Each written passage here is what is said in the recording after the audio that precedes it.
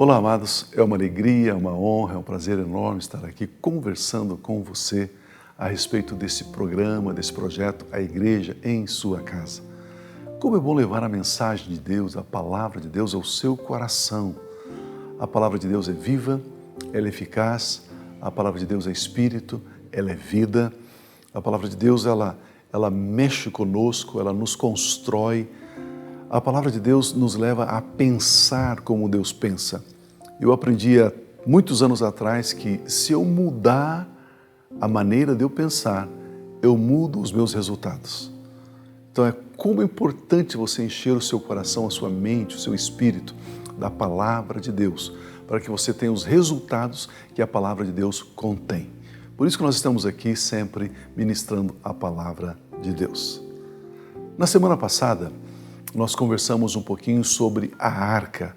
Falamos um pouquinho do significado, da relevância, da importância da arca, porque quando Davi ele assume o reinado sobre a nação de Israel, ele vem agora no lugar do rei Saul. O rei Saul havia morrido, agora então Davi é ungido rei.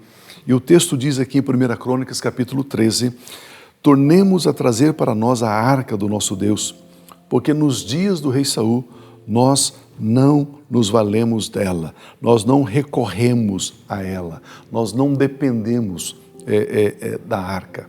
Então precisamos trazer a arca. E no programa anterior conversamos um pouquinho sobre o que significa a arca. A arca era o lugar onde Deus se manifestava, onde Deus se revelava, onde Deus se comunicava com seus filhos, com seu povo, povo hebreu. Ali ele vinha e falava. Só que durante o reinado de Saul, Saul não dependia de Deus, Saul não buscou Deus.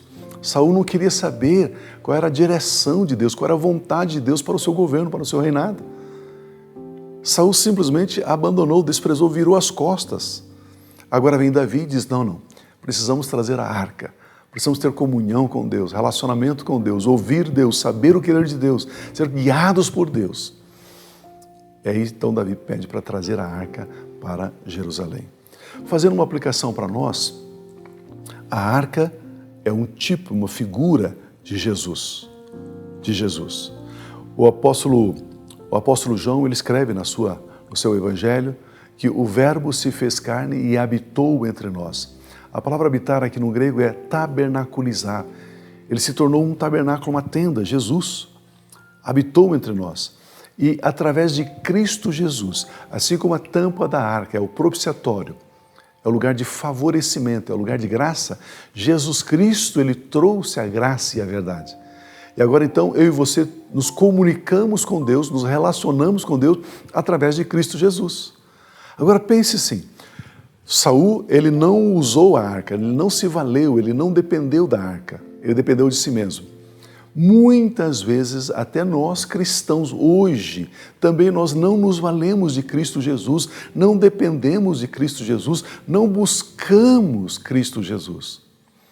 Muitas vezes a gente faz uma dicotomia.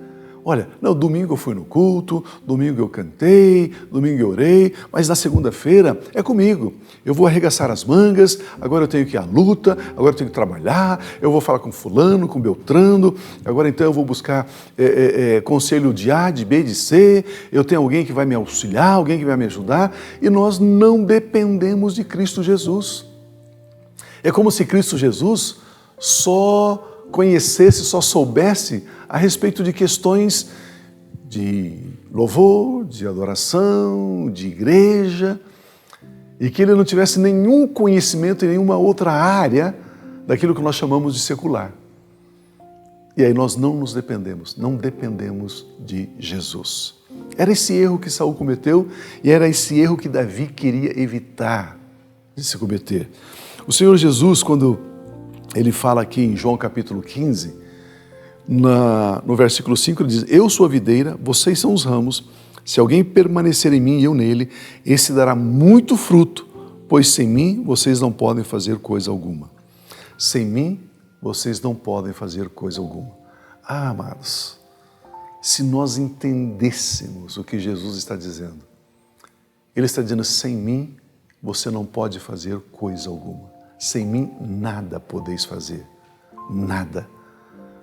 Jesus está se prontificando, dizendo, eu quero que você me coloque, eu quero ser inserido em tudo aquilo que você fizer, porque sou eu, o Senhor Jesus, aquele que estava morto e aquele que vive para todo sempre, aquele que está sentado à direita do Pai, aquele que recebeu um nome, está sobre todo nome, aquele que tem todo o poder nos céus e na terra. Ele está dizendo para mim e para você, se você permitir que eu entre nessa sua agenda, eu vou, com o meu amor, com a minha graça, produzir os resultados que você não tem conseguido.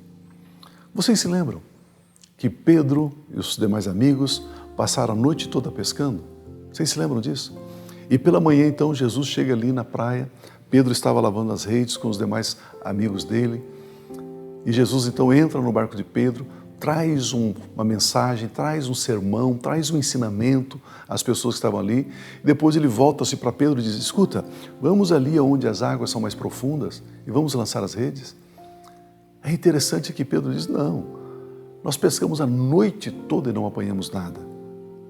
E o texto é bastante compacto, bastante resumido, mas dá a entender, parece que Jesus insiste com Pedro. A primeira vez que Pedro estava se encontrando com Jesus, Pedro nunca tinha visto Jesus.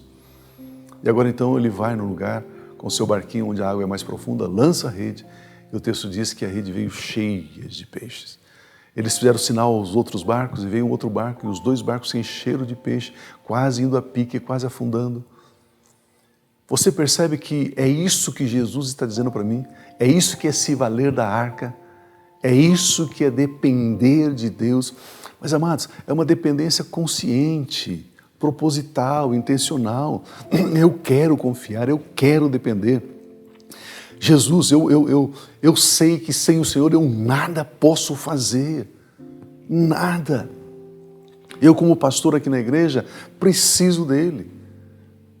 Eu como pai, como avô, como líder de ministério, Jesus, eu preciso do Senhor. Você, na sua empresa, no seu negócio, nas suas atividades, Senhor, eu quero me valer de Ti, eu quero depender de Ti. Jesus, o Senhor disse, sem mim nada podeis fazer. Eu não quero dar nenhum passo na minha própria força, na minha própria capacidade.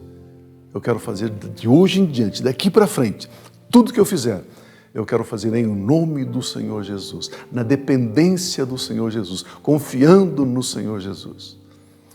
Ah, meus irmãos, os resultados serão extraordinários. Uma noite tentando pescar, não pegaram nada. Com a palavra, com a instrução do Senhor Jesus, os dois barcos se encheram de peixe. Pense nisso. Abra o seu coração para essa palavra. Confie no Senhor. Ele está perto, Ele não está longe. Eu quero orar com você. Antes eu quero encorajá-lo a mandar um e-mail para nós, abatv@aba.org.br.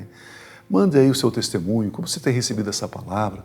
De repente, se você tem um pedido de oração, nós queremos orar juntamente com você.